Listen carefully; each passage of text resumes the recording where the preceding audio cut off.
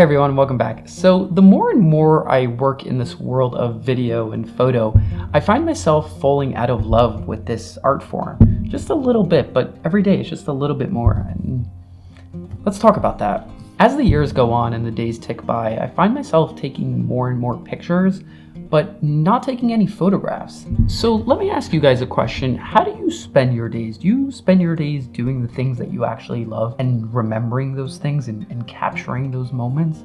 Or do you find yourself end up not doing the things that you love? Just mindlessly scrolling social media, playing video games, just mindlessly going to work? Do you use your skill to create and document your life?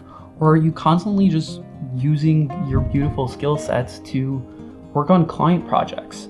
Now, you might be wondering, yeah, so what, Eric? Why is it important to document your life, and why is it important to remember all the moments? Documenting your life is not going to be the end-all be-all of your life. It's not going to improve your career or change anything, really. But it's not really about improving your life in the moment. Allow me to explain a little bit. So I myself document my life in 3 ways. I take photos, I do video, something like this, as well as journaling. I have my journal right here. I actually have a whole video. I'll link it up below, down below, whatever it is.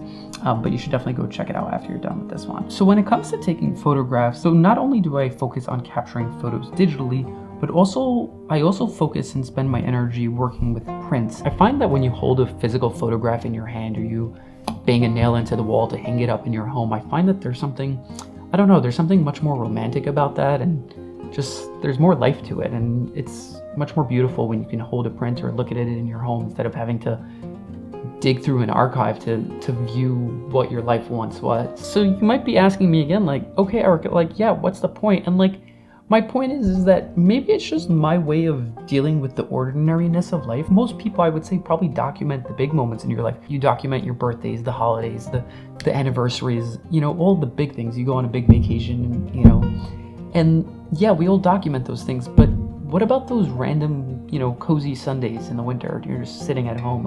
Do you remember those? Do you remember the random drives to work? Do you remember just going on a walk at the beach? Do we remember those things? And do we document and archive them properly? And can we go look back and see our lives on paper, so to speak? I personally believe that it's not about doing it for now, it's about doing it for the future. And I'm actually really curious what you guys think. Do you document your lives? Do you do any form of documentation? And if so, what type? And if you don't, why not? And why do you feel that it's not important?